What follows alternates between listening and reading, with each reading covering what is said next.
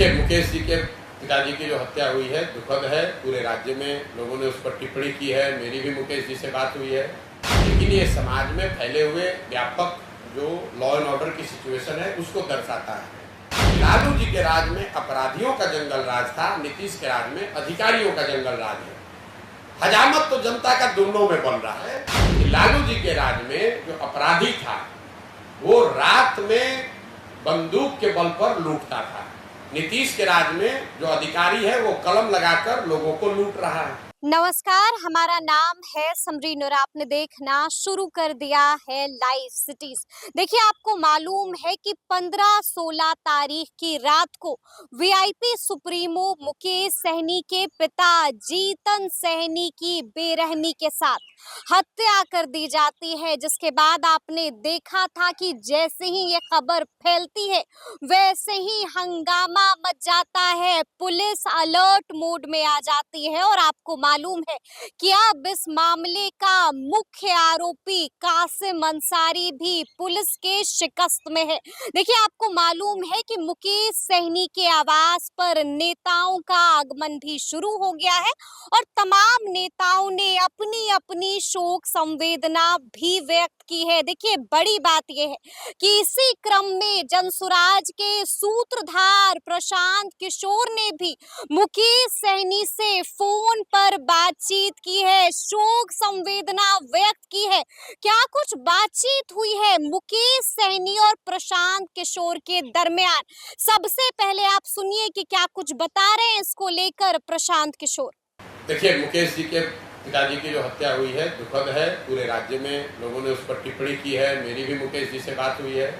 मेरे उनके मित्रवत संबंध भी हैं, तो मैं संवेदना व्यक्त कर रहा हूँ। किसी के इस तरह की दुर्दांत हत्या हो जाए, जघन्य हत्या हो जाए तो खराब है ही। लेकिन ये समाज में फैले हुए व्यापक जो लॉ एंड ऑर्डर की सिचुएशन है उसको दर्शाता है। देखिए, हर बात को आप गहराई से अगर समझना चाहेंगे, लॉ एंड ऑर्डर बिहार में क्यों खराब हुआ है, यही नीतीश कुमार हैं जिनके राज में लॉ एंड ऑर्डर को सुधारने के लिए इनको लोगों ने क्रेडिट दिया था। अब ये आखिर बिगड़ा क्यों है? बिगड़ा है ये 2017-18 से बिगड़ना शुरू हुआ है और बिगड़ने की शुरुआत हुई शराबबंदी से। जब शराबबंदी लागू किया गया तो उसका एक परिणाम ये हुआ कि सामान्य लॉ एंड ऑर्डर की जो एजेंसियां हैं उनका आधा समय और प्रयास सिर्फ शराबबंदी लागू करने, उसको लगाने, छिपाने, कमाने में इस्तेमाल हो रहा है। तो आधी जो प्रशासनिक लॉ एंड ऑर्डर व्यवस्था है वो आपने डाइवर्ट कर दी शराबबंदी की ओर, उससे लॉ एंड ऑर्डर में ढिलाई हुई। उसके बाद नीतीश जी ने महागठबंधन की सरकार बना ली। तो महागठबंधन में जब जिस भी फॉर्मेशन में आरजेडी रहेगा तो ये लोगों का अपना अनुभव है कि आरजेडी के जब भी सत्ता में आई है तो इस तरह के जो आपराधिक तत्व हैं उनका मनोबल बढ़ा है या वो उस तरह के हरकतें करते हैं। तो अपराध शराबबंदी के बाद जब भाजपा के साथ थे तो शराब अपराध बढ़ना शुरू हुआ, फिर उसमें महागठबंधन आ गया तो और बढ़ गया। अब इनके हाथ में, नीतीश जी के हाथ में कुछ है ही नहीं। और नीतीश बाबू की जो अभी स्थिति है, उनके कंट्रोल में सरकार है कहाँ? ये जो अपराध अधिकारियों के जंगल राज की बात है, ये हमारी बात नहीं है। ये तो हम जब चंपारण से चलना शुरू किए तो रामनगर में एक सभा में बैठे हुए थे, तो लोगों ने एक नाई से एक हमारी बात कराई, बताया भैया इससे एक बार बात कीजिए, बड़ा समझदार आदमी है। तो एक छोटी सी गांव की सभा में मैंने उससे पूछा कि भाई ये बताओ कि लालू जी का भी राज आपने देखा है और नीतीश का भी राज देख रहे हो, दोनों में फर्क क्या है? तो उसने जो बात बताई उसी को कोट करते हैं। उसने कहा कि भैया हम नाई हैं, हजाम हैं, अपनी भाषा में आपको समझाएं तो दोनों के राज में कोई फर्क नहीं है। फर्क इतना ही है कि लालू जी के राज में अपराधियों का जंगल राज था, नीतीश के राज में अधिकारियों का जंगल राज है। हजामत तो जनता का दोनों में बन रहा है।